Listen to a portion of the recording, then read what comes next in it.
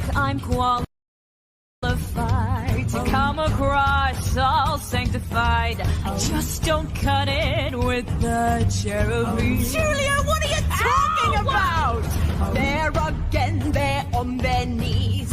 Being worshipped is a breeze, which rather suits us in the interim. Interrupt me and them. Oh my God! It's tough to be a god. Tread where mortals have not trod.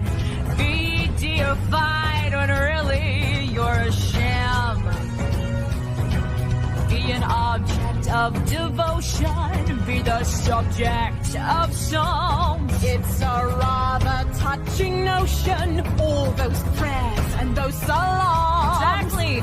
And who am I to bridle if I'm forced to be an idol? If they say that I'm a god, that's what I am. What's more, if we don't comply with the locals' wishes, I can see us being sacrificed or stuffed. You have a point, that's very good thinking. So, let's be gods! The perks are great! Yeah! El Dorado on our plate. Thank you. Local feeling should not be rebuffed.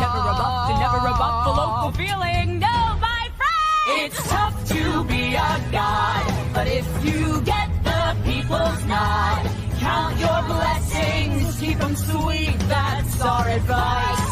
Great advice!